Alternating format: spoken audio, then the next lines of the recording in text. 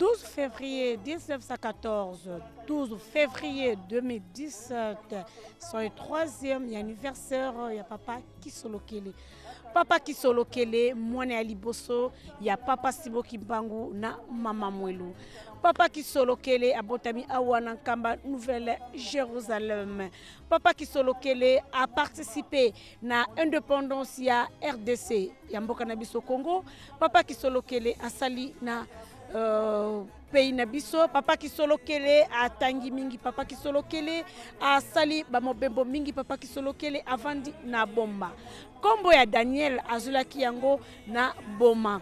Batata peba mama ya solo fête oyo ya le 12 février ezali toujours dédié na groupe de volontaires kimbongistes nde na ena bomoni ba volontaire nyonso ya mokili mobimba basili kokomela biso. Kasi pona mokolo ya lelo toko rappele bino ete wuta to wuta ki ko célébrer centenaire ya Papa Kisolokele lelo boye 3e année, donc 3 ans. To fête qui yango le 12 février 2014 et le 3 ans. Ce qui est le 12 février 1914, le 12 février 2017, ni yango tozali ko célébrer ça est 3e anniversaire ya Papa Kisolokele. Kasi pona mokolo ya lelo moto oya simbi mateya to l'officiant du jour ezali révérend Mario Soalengo, premier suppliant charge de l'évangélisation. Batatape ba maman révérend Mario Soalenga akotengela biso mikanda mitano. Mokande ya liboso livre ya Psaume 57 du 1er au 5e, Exode chapitre 20 du 1er au 17e verset, Genèse chapitre 5 verset 28 à 31 et Matthieu chapitre 2 verset 1 à 11. Comme référence à Matthieu, à un livre Apocalypse, chapitre 21, du 1er au 4e verset. Neto kotal sanabino, le lengekani, fête et kolekela awana kamba Nouvelle Jérusalem.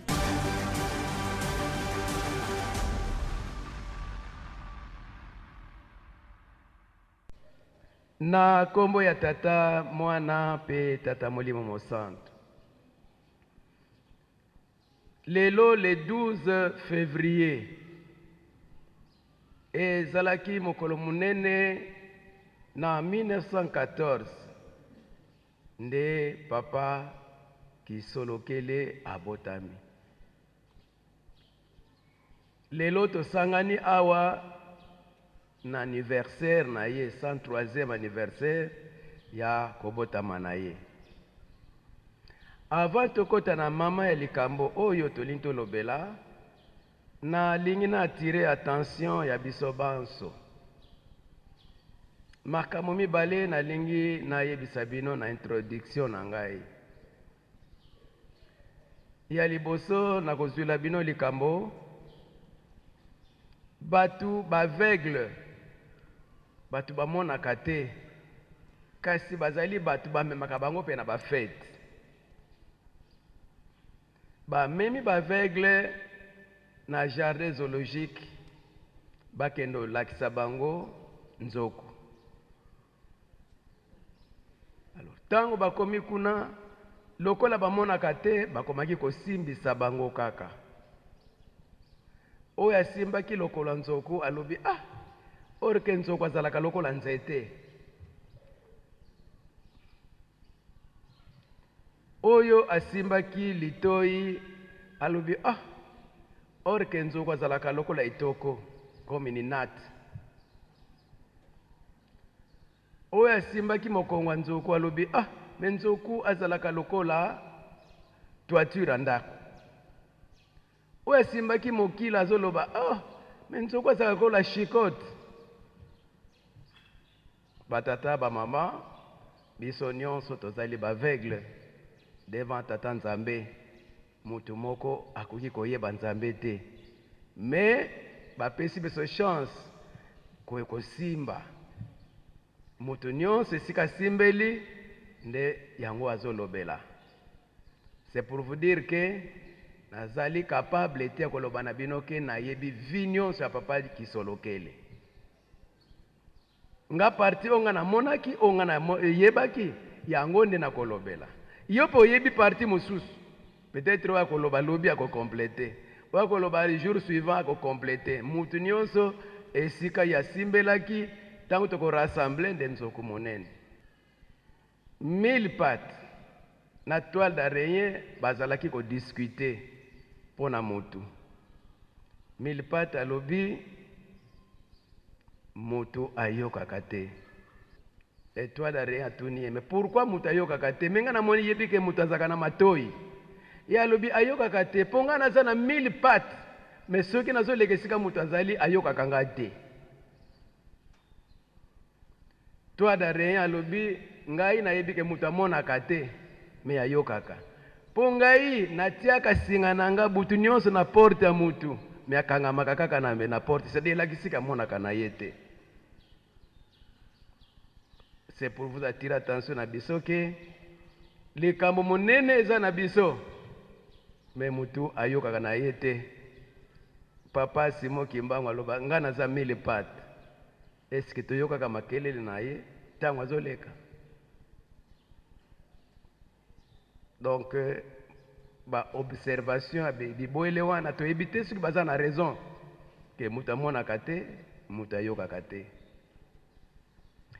Batata bamama totangi mokanda tata Nzambe, totangaki nzembo bayuda. Pona nini bayuda bazalaki koyemba? Ya liboso bazalaki bana bilaka. Eloko esalaki pasi na bana Israël bayebaki te ke Nzambe azalaka Nzambe bilaka, un Dieu des promesses. Nzambe apesaka liboso promesse na mutu, et puis il accomplit cette promesse. Soki oza na promesse ya Nzambe te, ne vous attendez pas ke akopesa yo eloko. Soki tozali awa parce que tozali libota oyo ezali na promesse ya tata Nzambe. Toza na bilaka tata Nzambe yango nekangi biso. Lokwa tozali bana libota oyo toza na promesse ya tata Nzambe, nde toye awa tozelaka promesse na biso ekokisama. Alors bana Israël lokola bango bato ya liboso esalaki bango pasi, bango bazolinga kaka tiko take na tata Nzambe, mais tata Nzambe akotisi bona classe monene ya patience. Soki bapesi yo promesse, il faut attendre. Donc classe monene tata Nzambe apesaki na bana Israël patience. Lokola biso classe monene toza kokota ya kopatiente kozela bilaka. Koya vitesse te na lingomba oyo okotika bilaka ya tata Nzambe. Nzambe apesi bilaka na bana Israël na kozala Nzambe na bino, na kopesa bino mokili ya kitoko, na kopesa bino bokonzi. Makambo misatu Nzambe apesaki bango promesse.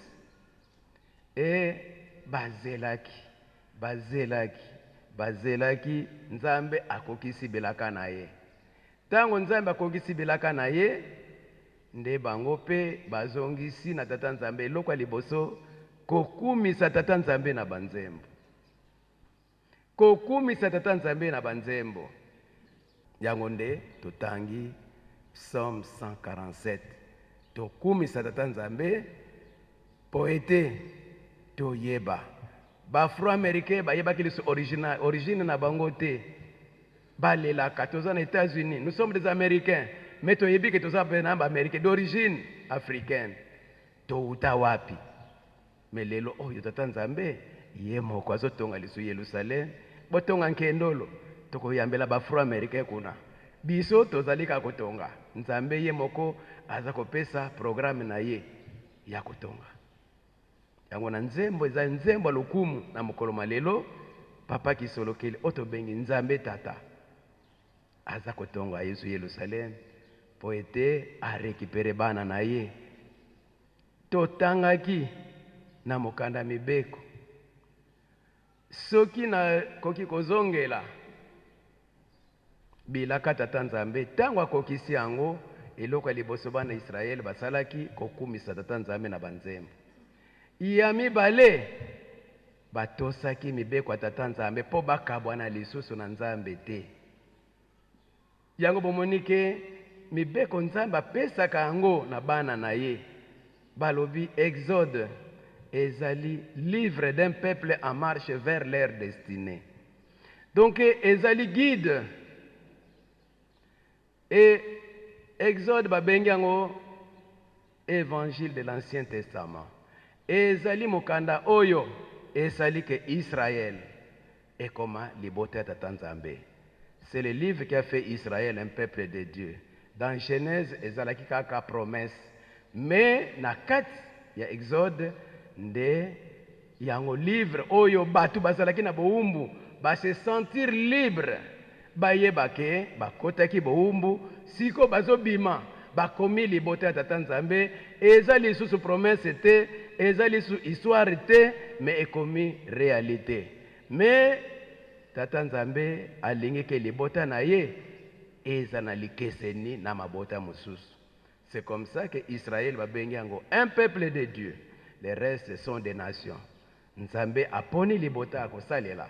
Et libota wana apesi bango mibeko po ete batambola na mibeko wana. Tango mokonzi abule papa Simon Kimbangu Kiangani azwi ebonga na ye. Voyage na ye mosala liboso batikelaki ya Nkendolo. Première visite na ye na Nkendolo alobaki boye. Tata nzambe asalaki expérience ya liboso na ba japonais na ba chinois. Expérience na sala matériel bakokani bilongi. Soko tali ba japonais presque sont semblables ba okomoye ba bango kaka. Omoni ba chinois pe bazali presque semblables. Ezali expérience tata nzambe kosala batu bakokana bilongi. Mais lelo tata nzambe azosala libota ya sika azali sona expérience lokola ba chinois na ba japonais te mais azosala une autre nation oyo bazana bizaleli moko batambolaka na mobeko moko nde libota yo Kimbangisi tozali na chantier bazo ko préparer biso po ete tozala na ezaleli moko soki moko alobi toliaka ngulu te Kimbangisi nyonso aliaka ngulu te. Tala libota tata nzambe aza kosala ou apesi mibeko po tozala na etamboli moko. Mokanda oyo bapesi biso mokanda ya Genèse. Genèse ezali lokola escalier liboso na Bible. Soki mutu ayebi Genèse te, il est perdu. Parce que c'est la porte même ya Bible. Esika toyebaka ndenge nini mokili ebandaka, pourquoi tobalaka, pourquoi tozana pasi. Makambo nyonso ezali déterminé na Genèse. Ezali livre ezali lokola semence. Soki moto aloni racine etikali na se ya mabele nzete eboti eke mosika. Donc estango totali 66 livres ya Bible. Mais fondation ya 66 livres ya Bible ordinaire tozanango ezali Genèse mutaza komema Bible nyonso. Vi na biso nyonso fondation nango ezali Genèse. Makambo nyonso ebeba na ebandeli yango ndezo monisa biso pasi. Nzambe asali mutu, asali Adam et Ève, babebisi. Ko bebisa babebisaki yango nde mutu alongwe na paradis na place na ya liboso. Nzambe alobi la terre est maudite à cause de toi Adam. Nzambe alakeli mabele oyo mabe à cause ya Adam na lisumu basalaki. Et mutu akomi ko souffrir. Et tango bazalaki babimi batu bakabwani bakomi ko bota pasi ekotaki. Batu bazalaki kosala misala makasi kasi eza na bénéfice te parce que tata nzambe si alakela mokili oyo mabe. Yango te komona à l'âge de 182 ans la Mecque tata oyo aboti mwana. Tango aboti mwana bandi kokanisa na kopesa ye kombo nini. Alobi kombo na ye Noé. Kombo na ye nakopesa ye Noé. Pourquoi nazopesa ye kombo Noé? Ye mutu akolembisa misala makasi tosalaka. Depuis Nzambe alakila mokili oyo mabe, tozaka na pasi, me mwana oyo na boti ya mobali, ye ni mutu akozala consolateur na biso. Signification ya Noé. Et exactement, Noé oyo, ye mutu akotonga masuwa pona kobikisa mokili. Lelo oyo, biso, ba mindele basala ba étude ebele, toza na tante po eza conférence ete eza nango prédication. Toko otanga ba recherche ebele ba mindele basala, ba monaki ke étoile moko ezali ko briller, ezali lokola arrivé en kolo Yesu o ba monaki ba mage. Mais étoile wana eza ko symboliser arrivée de notre suprême ya likolo. E ba yebike molimo santo ifo aya. Yango basalaki ba recherche na bango mingi. Yango monike ba mindele bakoti na Afrique po ete baluka isika molimo mosanto. Ekoti ti na colonisation. Baluki molimo santo abotami ba eko découvrir ye. Mais siko molimo santo akomi na 27 ans. Aye na mission na ye ya kokundola mabomba mi. Aye na mission ya kosepelisa mutu mwindu alongola ina pasi. À l'âge de 27 ans, Papa Simon Kimbangu aboti mwana. Bambuta baye, en tout cas, il faut la ndoya koko boye. Il faut la koko boye. Papa di Simon alobi kombo na ye kisolo kele. Lokelo. Kisolo kele. Ya solo nkolo Yesu azwaki décision. Na longoli bokonzi na bayuda. Matthieu 21, 43. Na longoli bokonzi na bayuda na tine pa mususu. Siko bokonzi wana nde emonani. Mutu mwinda zaki na 3 problèmes. Il a perdu le droit d'aînesse. Kikulu tonesi ateka. Mapamboli esi ekende. Bokonzi na yepe esi akaba. Maintenant, à l'âge de 27 ans, Papa Simon Kimbangu aboti mwana kisolokele. Po ete récupérer mutu mwindu droit d'aînesse na yo yango yemonani. Orzo ango lisusu. Kikulu tu donc to récupérer yango emonana lisusu. Bokonzi oyo nkoleso alongola na bayuda yango oyo emonani.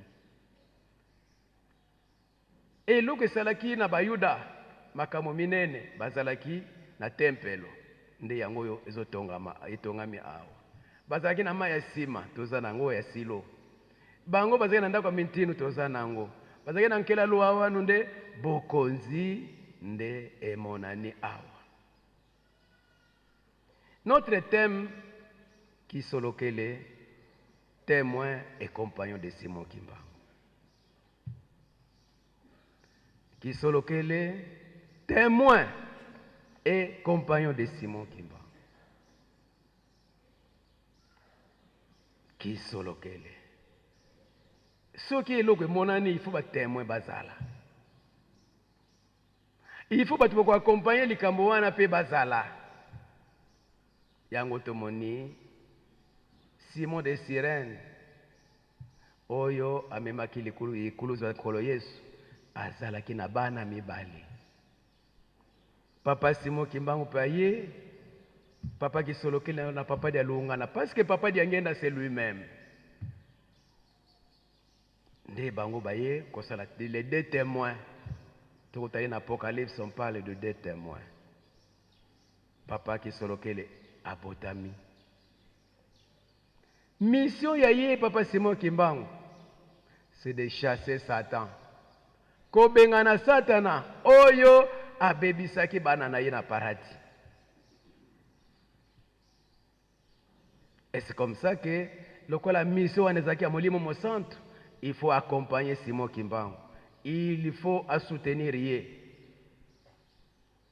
Papa Kisolokele na masolo tozalaki alobi biso na papa dia lungana toyaki kaka mpona kosalisa papa dia ngenda ye molimo mosantu. Biso esi tosalaki me toye koakompagne ye po ete bitumba eza makasi. Baye babengana tala Noé atongi masuwa. Est-ce que papa Kisolokele atongi te? Yé moto a génération de récupération. Yé aye na message na ye génération de récupération. Aye ko récupérer biso nyonso tokufa na mpela Noé. Biso na Sodome Gomorre to bebaka. Aye ko récupérer biso.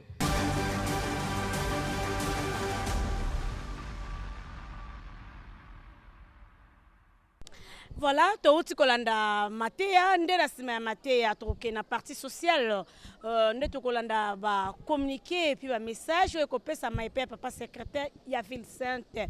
Na sima ya ba communiquer to kolanda mot de circonstance ou kotanga ma epai ya papa révérend Landundumbasi, directeur ya cabinet ya chef spirituel.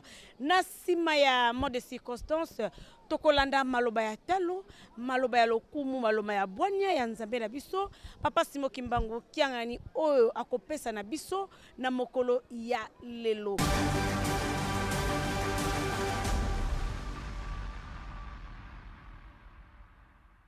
Na kombo ya tata mwana pe tata molimo santo lelo mokolo monene mokolo mwalomingo dimanche le 12 février 2017. Moteya mokolo mwalelo révérend Swalezi Nlandu Mario Yazali, représentant légal premier suppléant chargé de l'évangélisation et mission de l'église. Matei na ye abongiseli biso na mikanda mine atangeli biso mokanda liboso psaume de David 147 versets 1 à 5. Mokanda mibale Exode. Exode chapitre 20, versets 1 à 17. Yamisatu. Genèse, chapitre 5, versets 28 à 31. Mokanda Mine, Matthieu. Matthieu, chapitre 2, versets 1 à 11. Pe Mokanda Yasuka, Mokanda Mitanu, ezali référence. Apocalypse, chapitre 21, versets 1 à 4. Tolandi na bokebi nyonso ndenge alimboli biso maye atangeli biso na mokanda mwa tata Nzambe mama na likambo tobomba pe tosalela mokolo ya suka tobika. Au nom du Père, du Fils et du Saint-Esprit. Excellence, Monsieur le ministre du Travail empêché, Madame la responsable de la formation professionnelle à l'Institut national de formation professionnelle, INPP en sigle,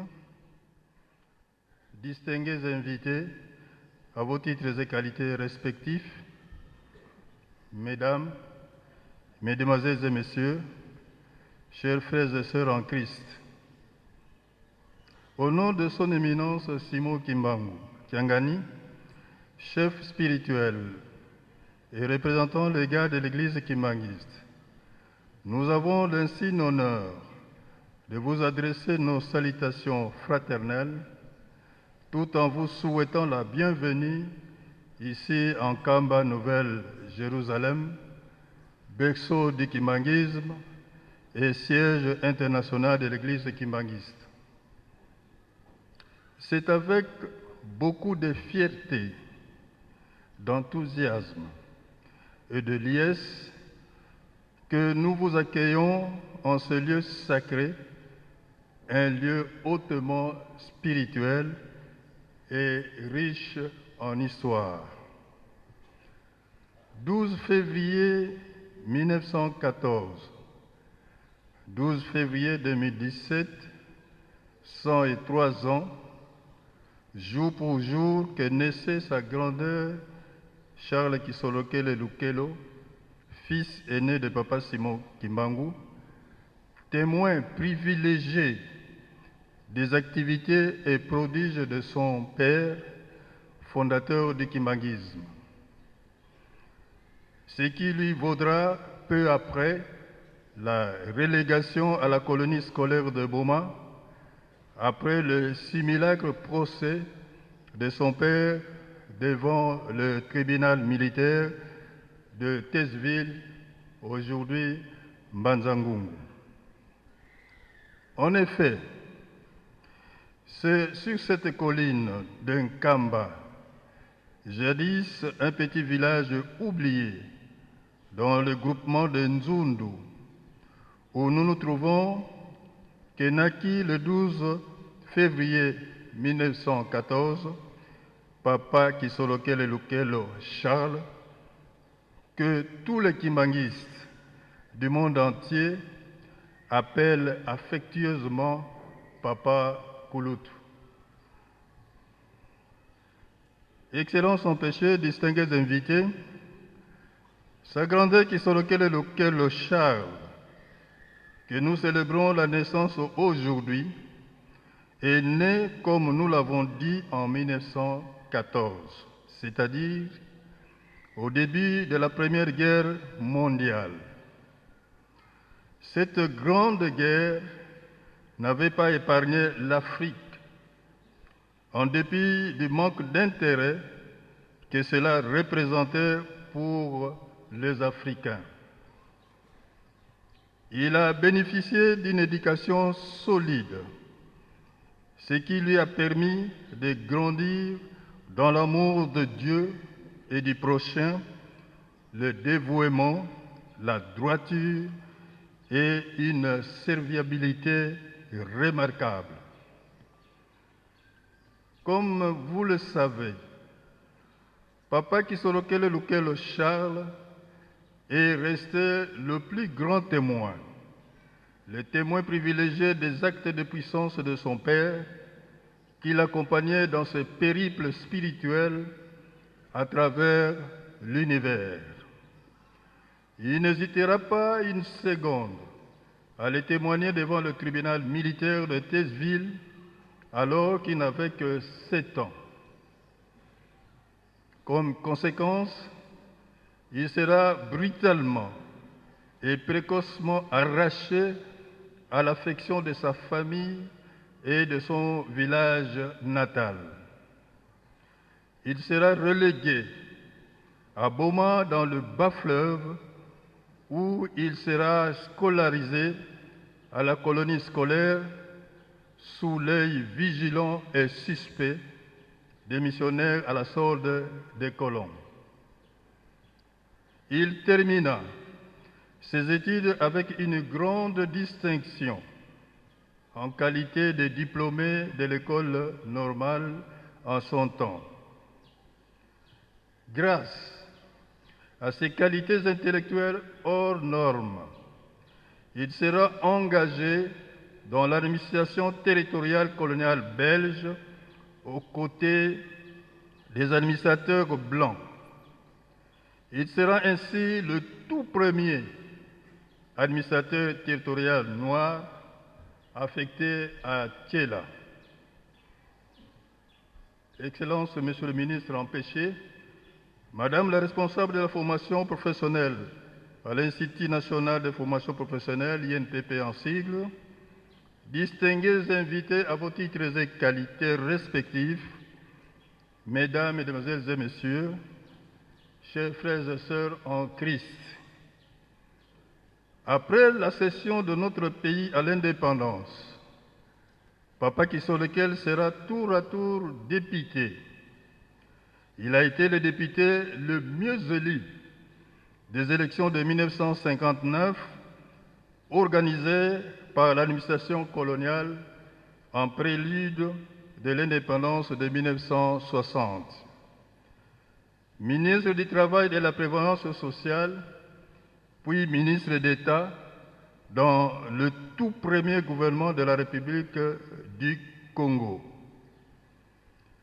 Il a été le fondateur et administrateur de plusieurs sociétés pour lesquelles il fut actionnaire.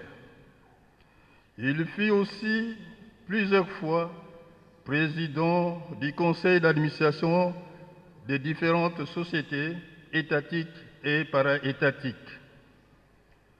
Il en est le cas de l'Institut national de préparation professionnelle, INPP en sigle, dont il est le fondateur avec le concours du Bureau international du travail, BIT en sigle. C'est ainsi qu'il sera le premier directeur de cet institut de formation professionnelle. Il a été aussi plusieurs fois président du conseil d'administration des sociétés comme Covadis, Unibra, Marsavco, Société séculière de Kwilingongo, etc. C'est pourquoi, aujourd'hui, à titre symbolique, il sera procédé à la remise officielle de certificats de participation aux récipiendaires du Centre de formation professionnelle Kimangis d'Nkamba, Nouvelle-Jérusalem, qui vient de bénéficier de la reconnaissance officielle de l'État par un arrêté d'agrément du ministère de l'Emploi, du Travail et de la Prévoyance sociale. Comme nous l'avons dit si haut, s'agissant de l'aspect spirituel, Papa Nkulutu, encore jeune, il accompagnait son père dans ses périples spirituels dans tous les confins de l'univers. À côté de ses deux jeunes frères, il jouait le rôle de conseiller direct, puis chef spirituel, premier adjoint, comme l'a été aussi Papa Dialunga Nakiangani, le Christ. Il a donc joué un rôle sans précédent, comme l'avait témoigné Papa Diangena Kuntima Joseph en 1992, devant sa dépouille en Kamba, Nouvelle-Jérusalem, avant de l'installer au mausolée que nous citons, Papa Nkulutu est notre Père. Fin de citation. C'est à juste titre qu'il est considéré comme étant le premier volontaire, c'est-à-dire le premier donateur de l'église Kimangis, qui avait pris la charge non seulement de se défrayer, mais aussi de l'église. Excellences, Monsieur le ministre empêché, distingués invités, permettez-nous de vous rappeler que la célébration de cet anniversaire revêt un caractère particulier dans la mesure où il est célébré en plein cycle de centenaire de naissance de nos trois papas dont il était l'aîné. En effet, le 12 février 1914 est une date historique pour nous kimanguistes parce que c'est le jour où Dieu le Père a laissé son trône céleste pour habiter avec nous. Car la doctrine kimanguiste est fondée sur la Sainte Trinité. C'est pourquoi cette journée est particulière. Ce grand événement spirituel du 12 février 1914 a coïncidé avec le début de la Première Guerre mondiale.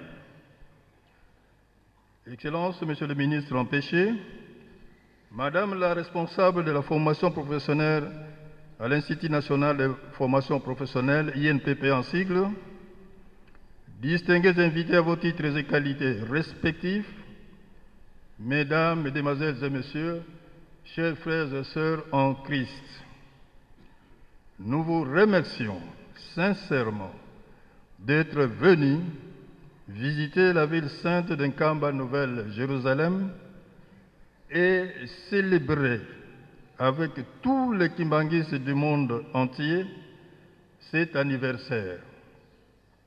Cela est d'autant plus que, malgré vos multiples occupations et lourdes charges, mais aussi que vous ayez accepté de braver les difficultés de cette route d'Nkamba pour parvenir à ce lieu saint.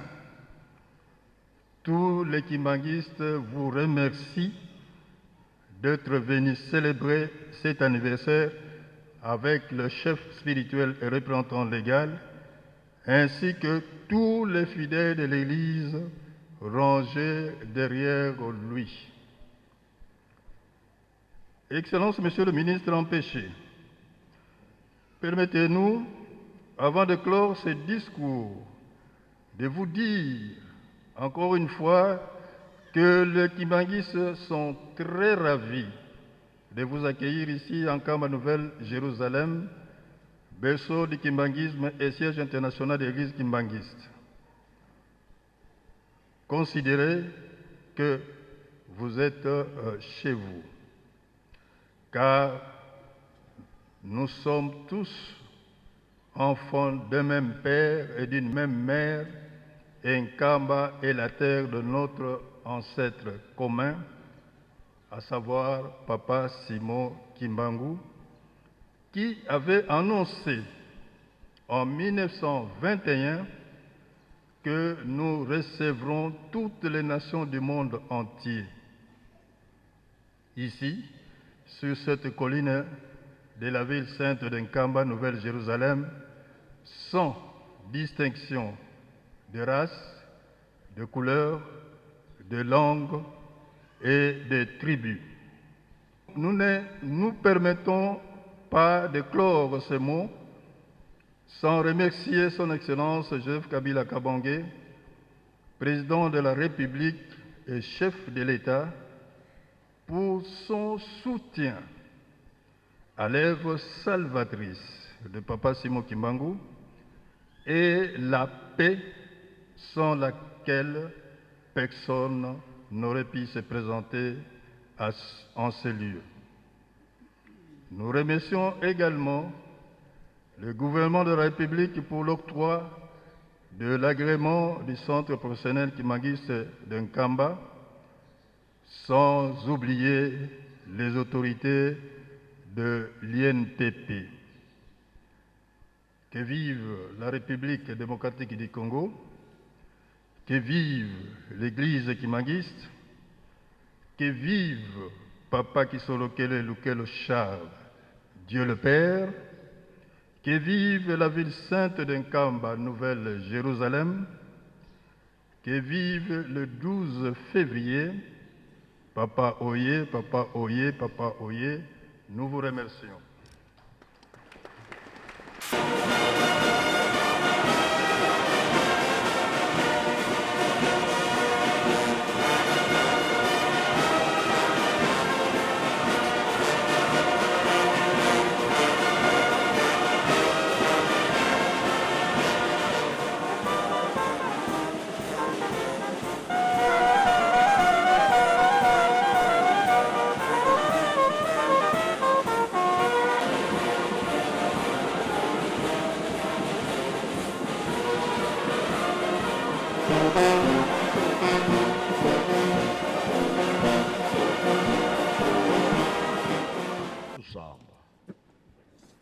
Unakumbwa seye mwane mwanda velela.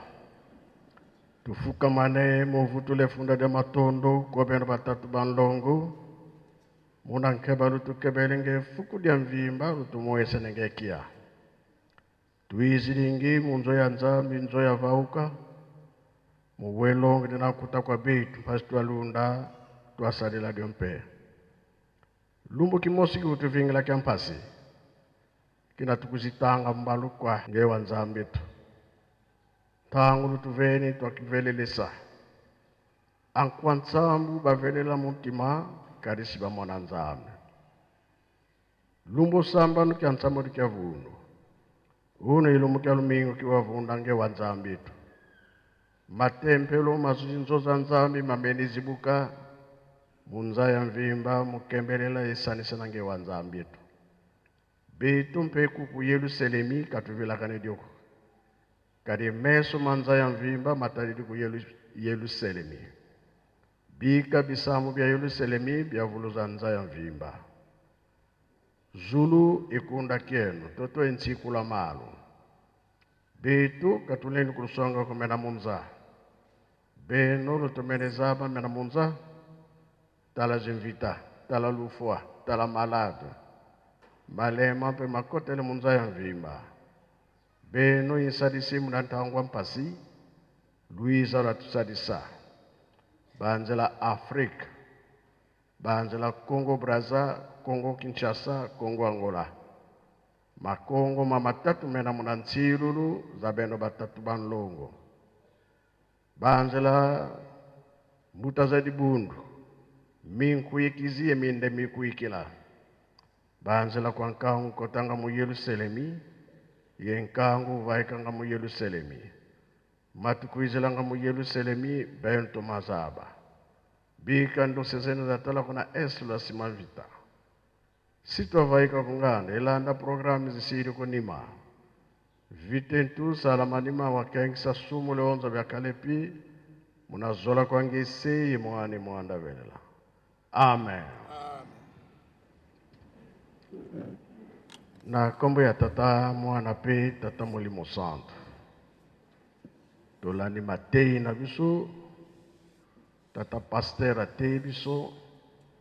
Abandela kina banzembo bayuda. Ake na mibeko. Mikandane ya suka toyoki to bomba to salela. Po mukolo wana tobika. Olobi akala loba pe ya sika. Tolandi nyonso ya te biso. Surtout mbotama ya papa Kisolokele. Tolandi pe toyoki. Likambo wana ya papa Kisolokele. Tata Nzambe akanisila biso bandakala. Pamba te bato mayele oyo bazwaka liboso likambo ya Tata Nzambe bamonaki ete likambo eza susu na bango te pe baza kozela ke mbotama ya Tata Molimo Santo ye akobotama wapi baza koluka koya ya Tata Molimo Santo.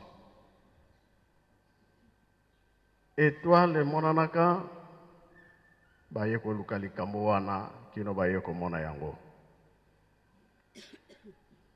Na ba recherche na bango monike Tata Smoki Mbangu abotami wana nkama. Esalaki bango pasi. Suka nango 1910 ba mon étoile mosusu ya bokonzi. Na 1914 papa Kisolokele abotami. Bango bakanisaki esuki bongo pasi ye ya guerre. Kobanda na 1914 te 18. Ah, makambo esili. Basali fête. Mais bayoka na 21 ya bandi musala. Ba message oyo azali kopesa eswaki bango finale mufoto kangaye. Tata Kimbangu akangami. Elongo na papa Kulutu na Koko Kinzembo. Papa mibale batikali. Ndego bolutolani na histoire. Makambo yango lukola Nzambe abongisaka yango. Ye abombela biso 3 quarts. Ba mususu bazwaki 1 quart ndambo ya nzoto. Me biso mobimba ya nzoto. Lelo balobi totonga Yerusalemi. Biso ba volontaire to ye. Kotonga Yerusalemi. Pote 3 quarts wana toza yango mobimba nango. elakisi ete likambo sikoyo ezali kati na biso nakoloba mingi te pamba te eza makambo eza kozela biso na libanda lelo papa Kisolokele abotami kobotama na ye lelo mpe tokomona yango susu kuna na libanda soki bakonzi ya NPP baye likambo ezali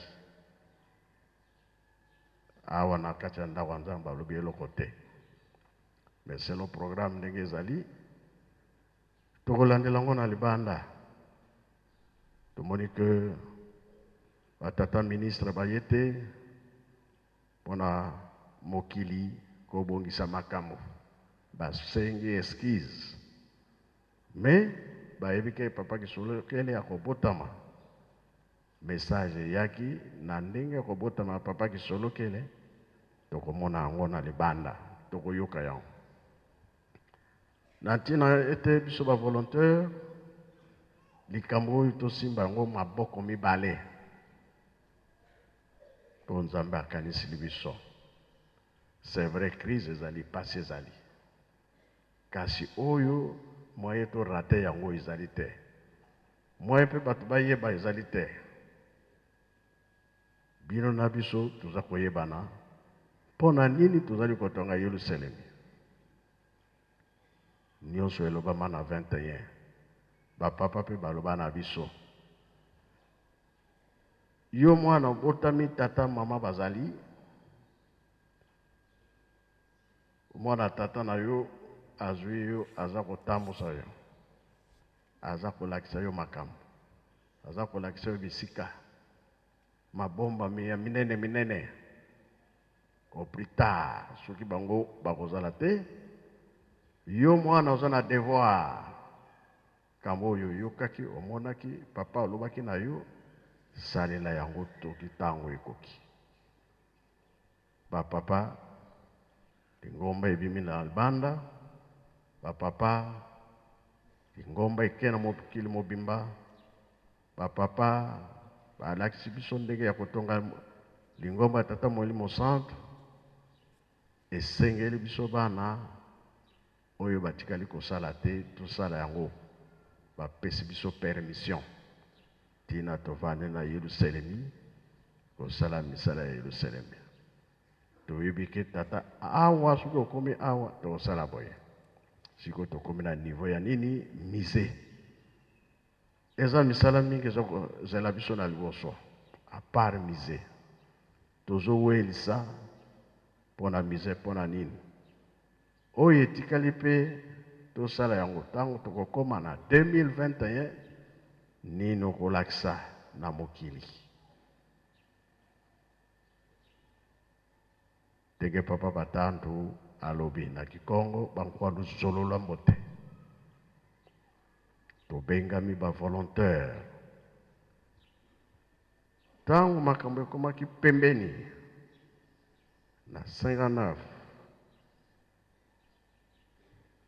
bapapa basengi bankwadu zolola mbote tout d'abord basalaki cotisation mais okoyeba te likambo etamboli na bato tolingi tosomba kambo ya papa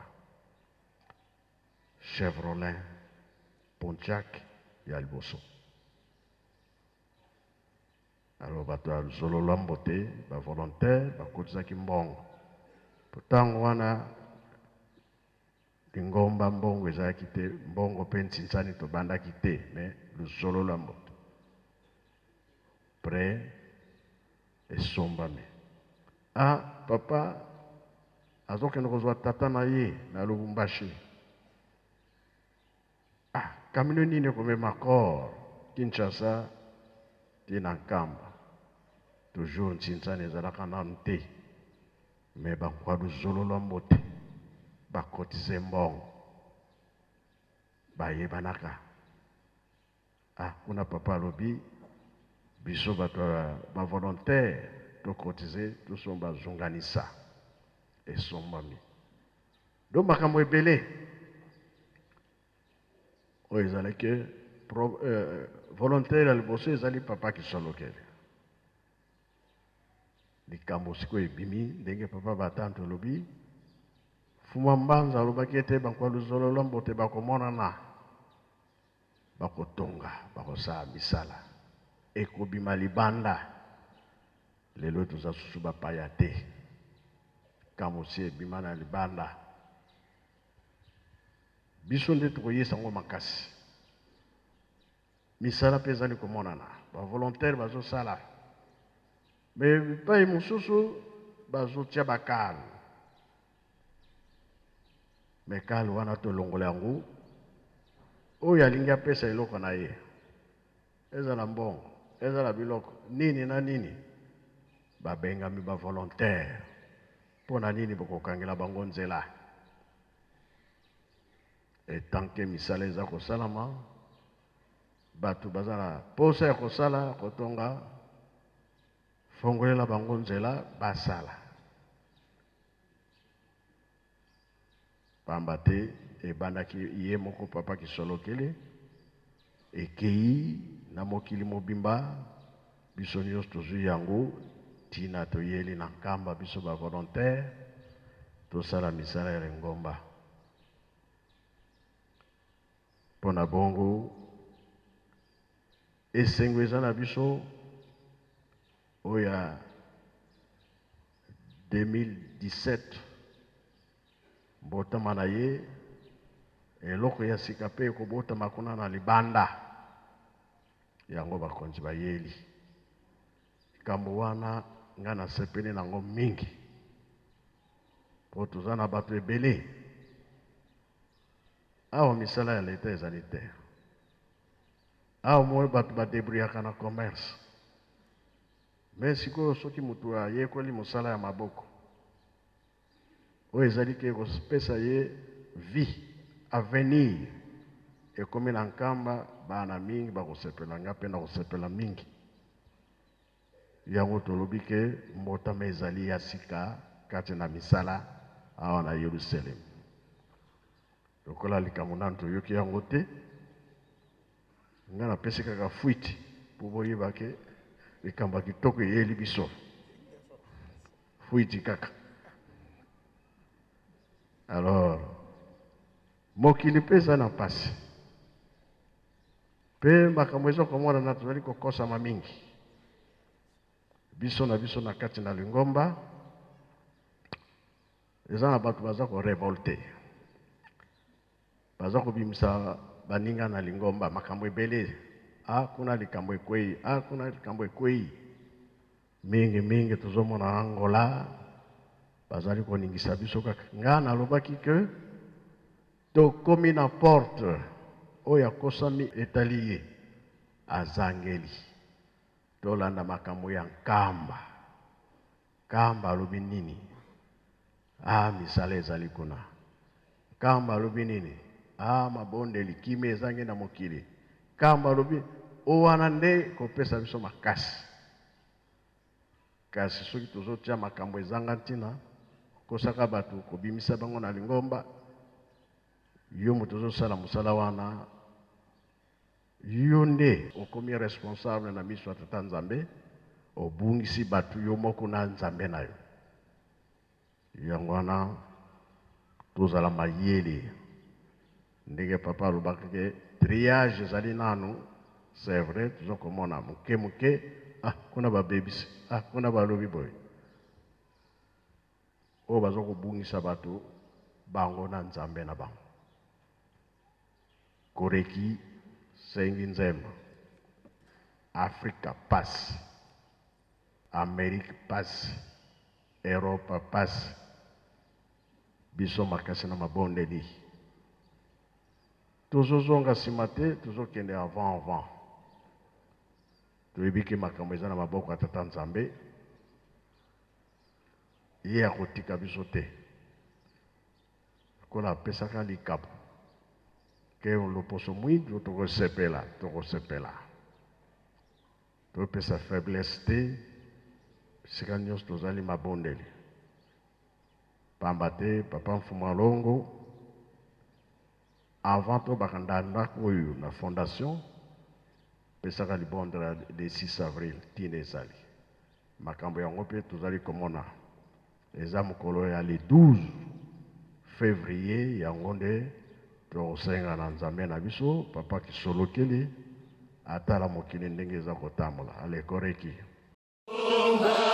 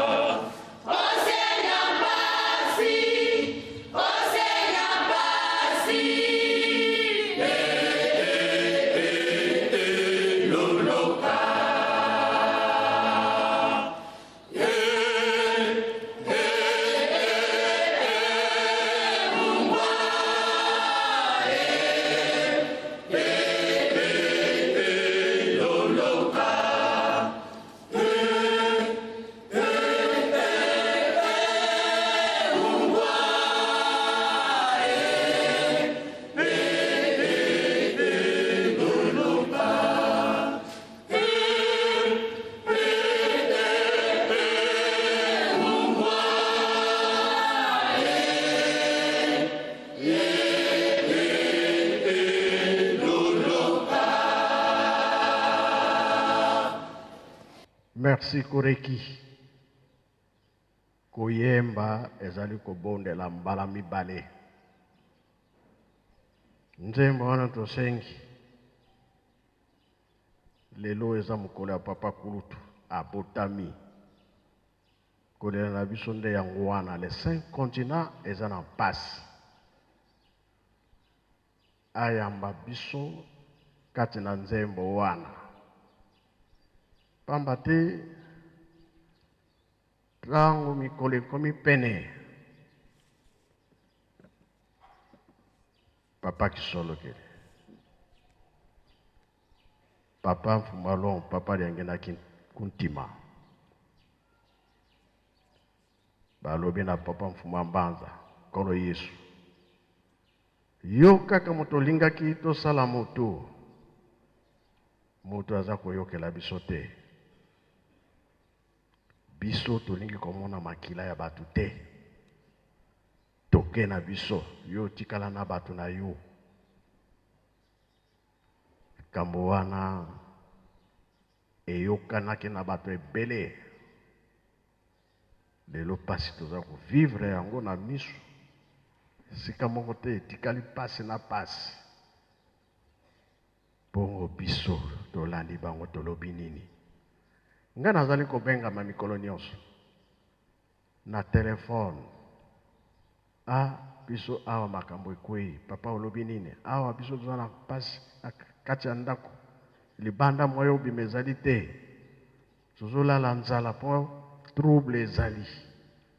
Olobi nini? Biso libota ya Lewi. Musala batikela biso kaka mabondeli. Tala mokili. Ye lelo mbotama na ye azali koyoka biso. Ayama mabondeli biso. Tomi pesa na misara ototikana nango.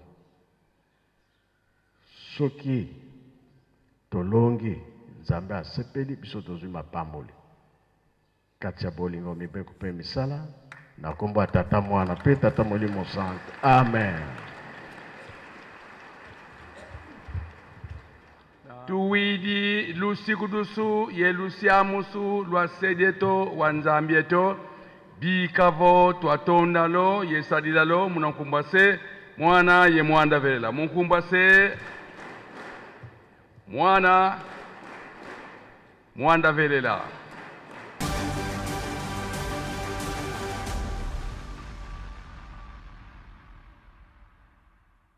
Eh bien, tata pe mama nasima ya nyoso c'est-à-dire to kolanda partie liturgique nasima partie liturgique tolani partie sociale na nyoso ana tata mokonzo bule sa divinité papa Simo Kimbangu kiangani asili kopesa biso message ya mokolo ya lelo de na sima na yango tolanda défilé ya réjouissance oyo bandeko na biso ya ba surveillant bakobongisaka elongo na ba musicien et puis ba ndiminion sonde na sima na yango tokotika bino bolanda ba temps fort ndeko leka awa na kama Nouvelle Jérusalem na mokolo ya lelo ya 3e anniversaire ya papa Kisolokele Lukelo Charles.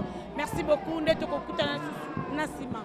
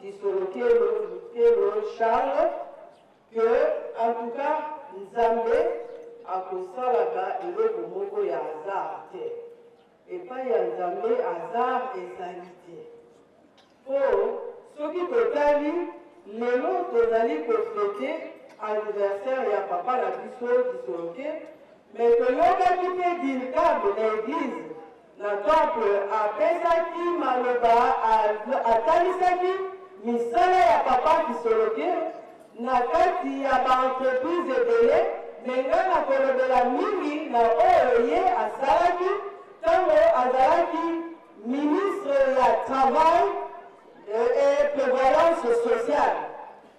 Alors papa Kisoloke ntango azalaki na tete ya ministère wana eloko toremakaki na départ ezalaki ebele ya mindele oyo bazalaki kokamba baentreprise na bamboka na bango papa amonaki te entreprise ezalaki lisusu na bamain d'œuvre qualifié te oyo ekokaki kokamba baentreprise na ntango wana melelo toloba neti RDC yango wana papa Kisoloke ainitiaki projet moko oyo akendeki kodefendre yango na bureau international du travail po ete créer structure moko oyo ekoki koforme baresponsable mpe bamain-d'œuvre qualifié na kati na baentreprise oyo bakoki kokamba baentreprise mpe ye azwaki mbano na projet na ye wana yango epesaki naissance na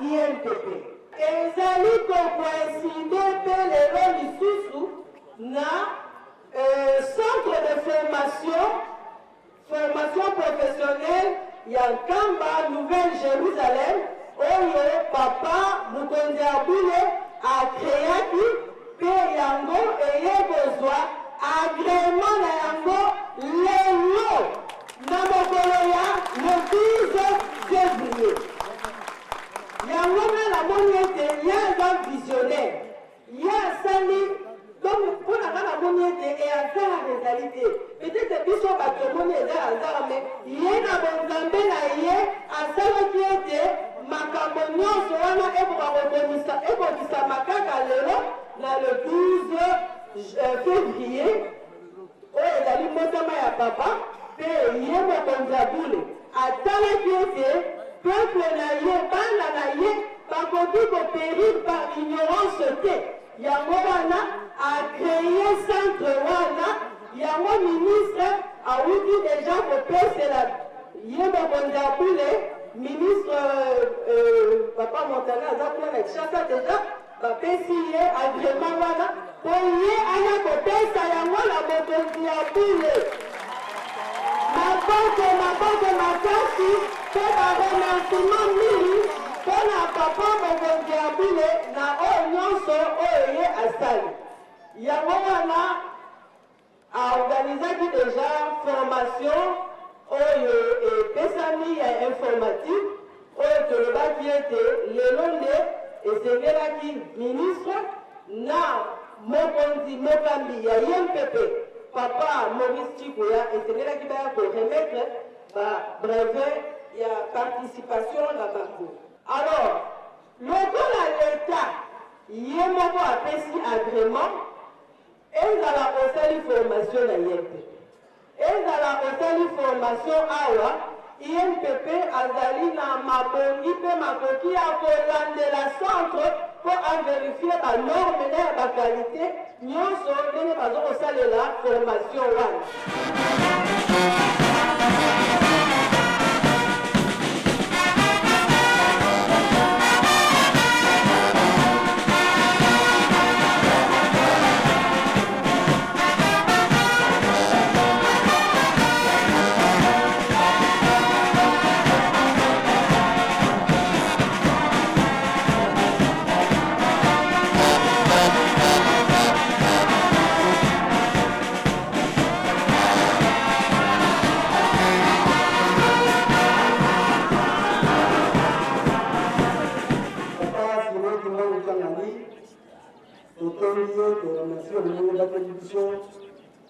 Au Centre de formation professionnelle kimbanguiste, awa Mankamba na Kandabola.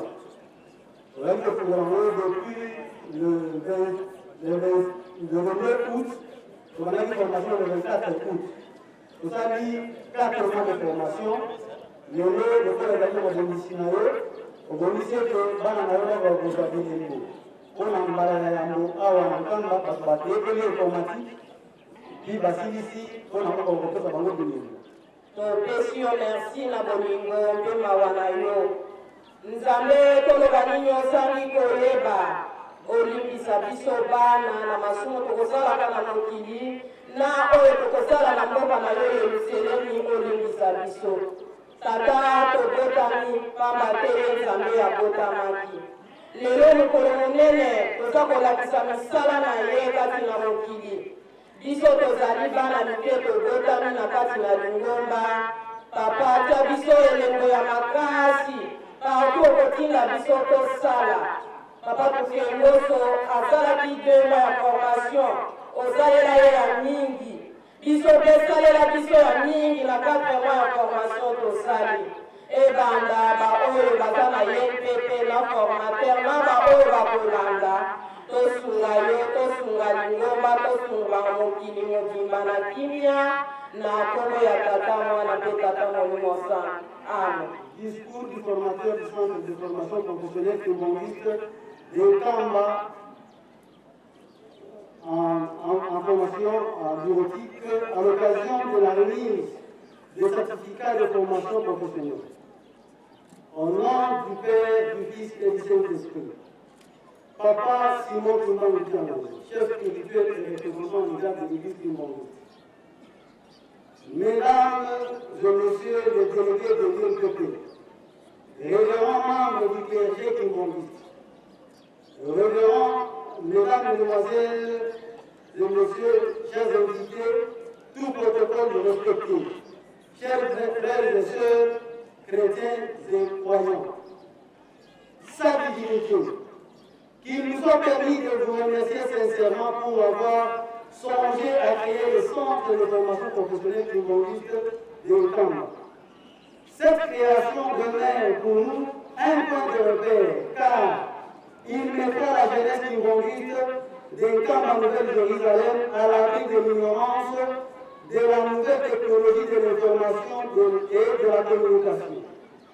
Nous remercions aussi les autorités de l'UNPP pour leur implication totale dans la faisabilité de ce centre de formation professionnelle kimbangiste de Kamba.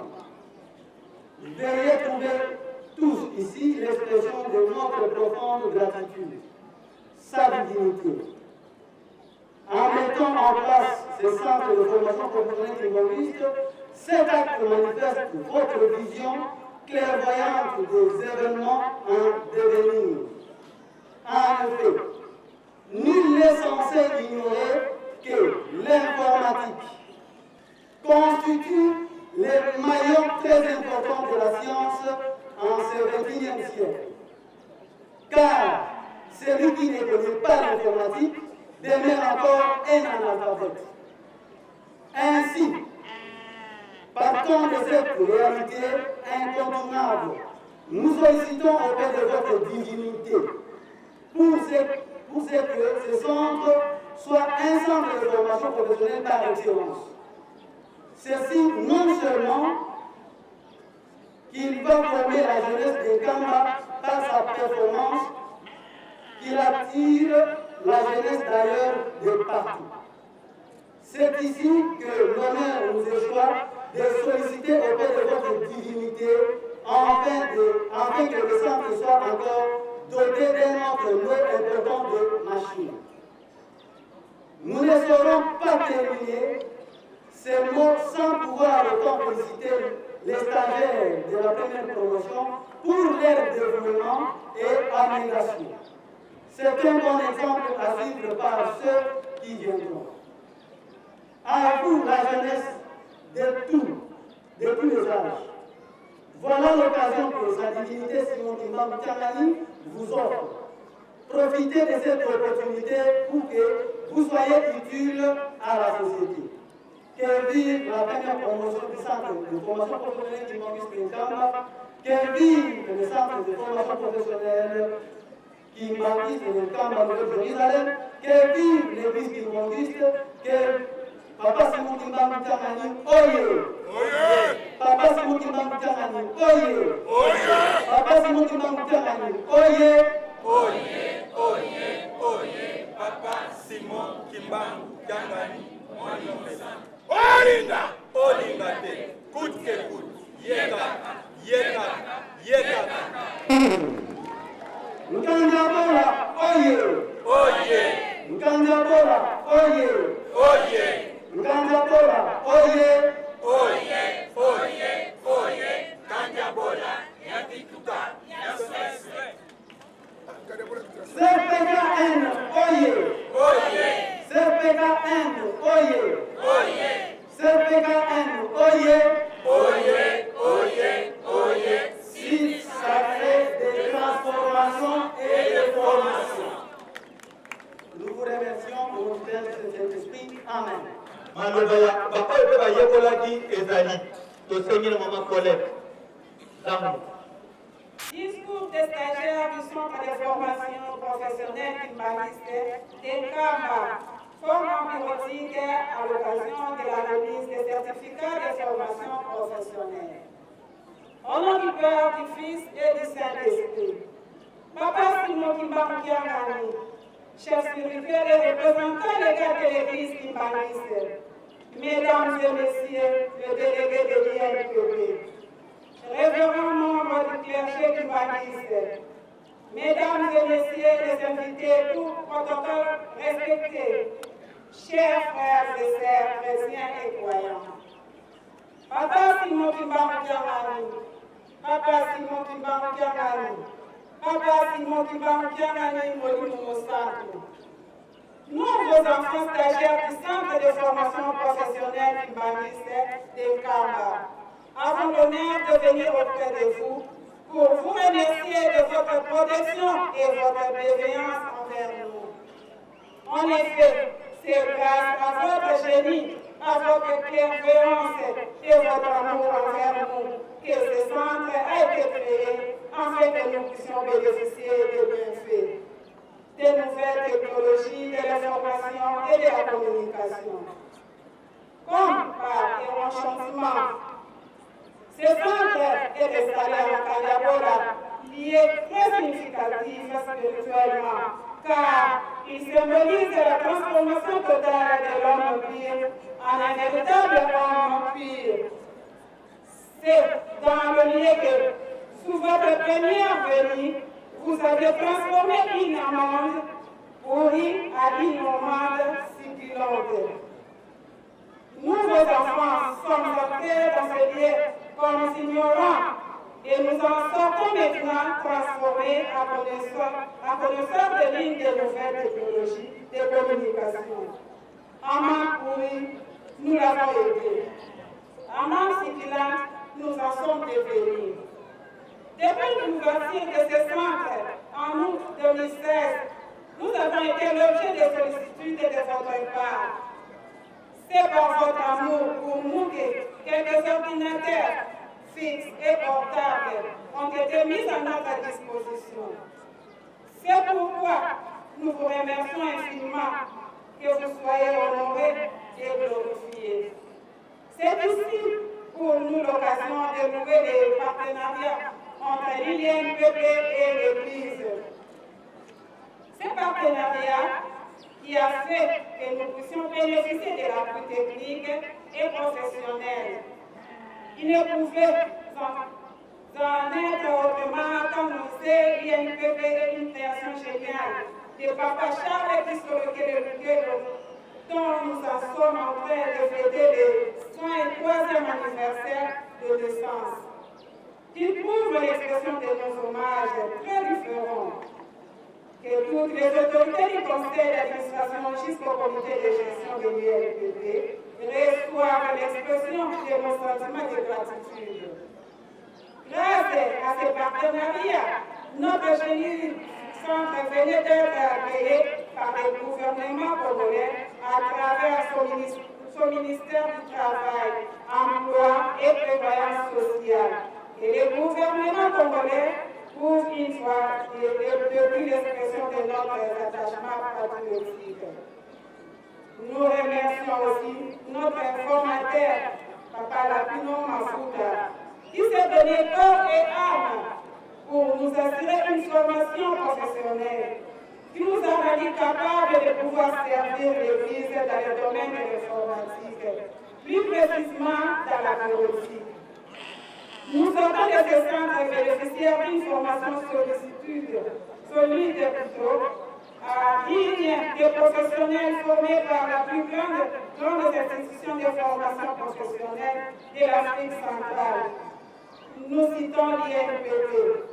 Cette formation nous a rendu capables de manier l'ordinateur avec ses programmes Word et Excel, qui trouve ici l'expression de notre profonde gratitude. Nous vous implorons, vous, notre Dieu, le Saint-Esprit, de penser à lui et qu'il reçoive aux sensibles ce qu'il nous a donné afin qu'il puisse servir les promotions qui vont suivre. Papa Simon Kimbangu, chef spirituel et représentant de l'Église kimbanguiste, Mesdames et Messieurs, le délégué de l'INPP, révérends membres du clergé kimbanguiste, Mesdames et Messieurs les invités, tout protocole respecté, chers frères et sœurs, chrétiens et croyants. La première promotion a toujours été difficile. C'est ainsi que nous vous prions de vous impliquer davantage afin que les conditions d'études puissent s'améliorer, encoder ce centre d'autres machines et stabiliser les courants pour les séances du soir. Nous savons que vous avez déjà pensé à cela, car nous avons un nouveau bâtiment en train de s'ériger grâce aux efforts de Banamisadu, à qui vous avez confié ces services. Et nous sommes sûrs que le centre ne pourra pas seulement accueillir que les informaticiens, car bien d'autres domaines nécessitent aussi une formation professionnelle solide. L'occasion faisant les lavants, nous en profitons pour appeler à tous les kimbanguistes vivant en Kamba qui a une opportunité que vous nous offrez. Et chacun puisse faire de cette formation une préoccupation, car dans le monde professionnel actuel, on ne peut pas vous engager votre curriculum vitae CV ne soit pas une formation professionnelle en bureautique. Que puisse votre divinité vous aider à mettre en application toutes les techniques apprises durant ces 4 mois de formation. Que vous soyez bénis pour des siècles et des siècles, au nom du Père, du Fils et du Saint-Esprit. Que vive la première promotion du CFPKN. Que vive le centre de formation professionnelle Kimbanguiste de Kamba Jérusalem. Que vive l'église kimbanguiste. Papa Simon Kimbangu Kiamani, oyez! Oyez! Papa Simon Kimbangu Kiamani, oyez! Oyez! Papa Simon Kimbangu Kiamani, oyez! Oyez! Oyez! Oyez! Papa Simon Kimbangu Kiamani, Olinga! Olinga! Yega! Yega! Yega!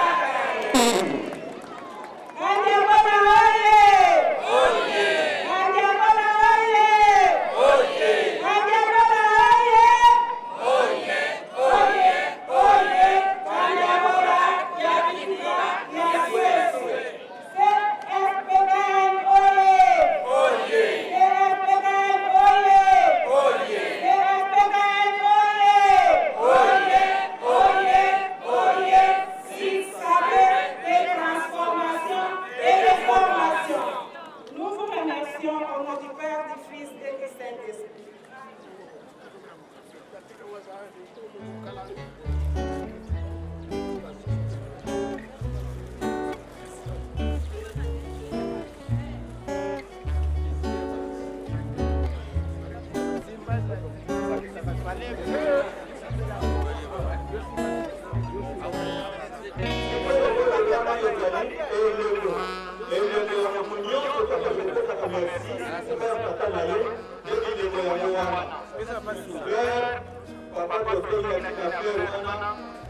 Manga Kodenga na groupe 2.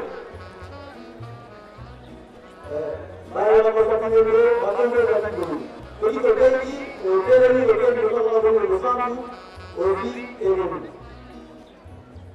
Révérend Sébastien Landou Ngomba.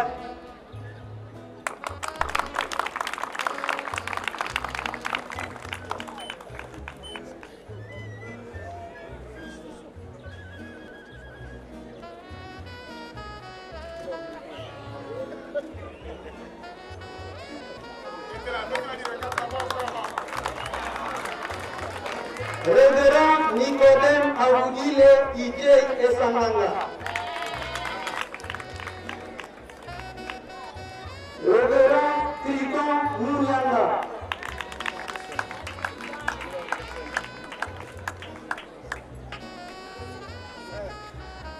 Pour le reste de la parole alphabétique, on est allé à GD ou groupe 2.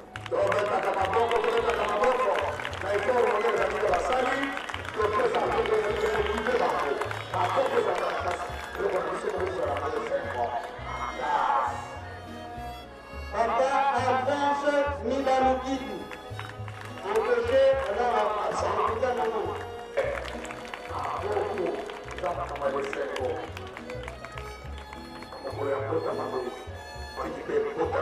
Papa Guylaine Domboussou Lucette en déplacement. Papa Honoré Mapelé Matondo.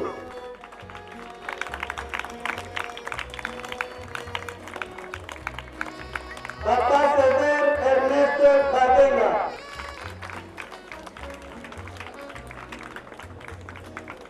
Nous Bandira.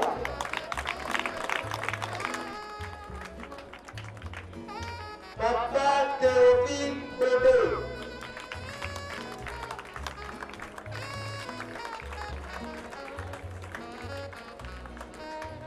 Toleki na groupe 1 ou GD. Révérend Ferdinand Makeleka. Wana atakopesa diplomatique même na Kikongo. On va expliquer tout ce qui se passe en diplomatique à Kikongo. Vous pouvez me donner la diplomatique de Santa Manisio au bout de ce Kikongo. Maman Christine Nyanza. Maman Colette Sapon.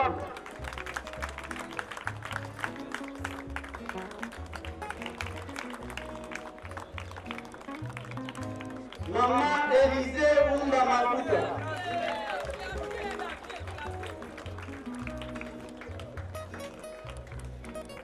Maman Godlive Nzotondo.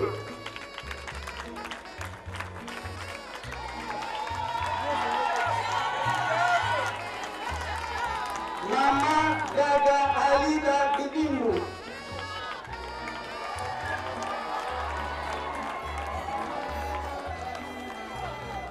Maman Isakarine Nzotondo.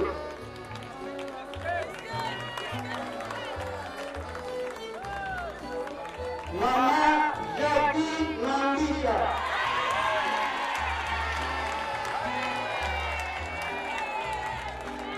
Papa Jean-Pierre Tarameso.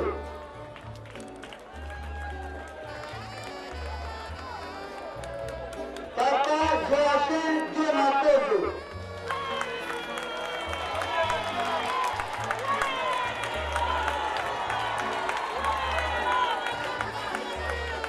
Papa Johnny Nduzi.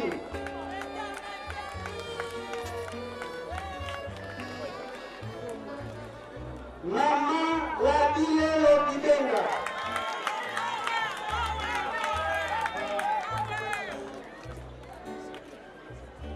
Maman Madeleine Mabel Lubezo.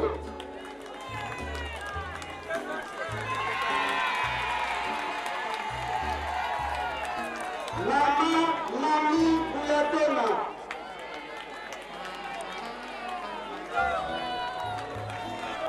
Maman Marthe Miziki.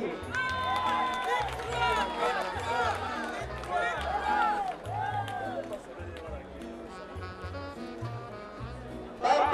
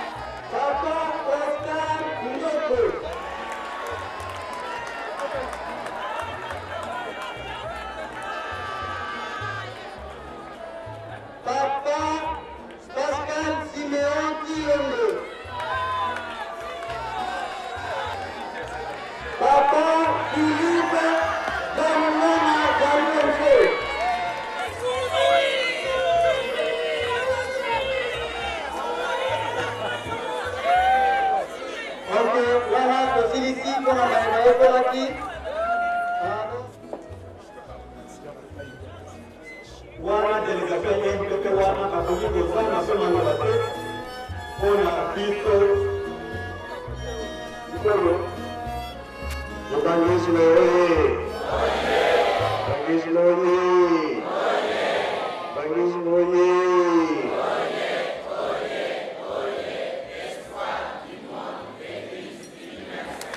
Kamba oye! Kamba oye! Kamba oye!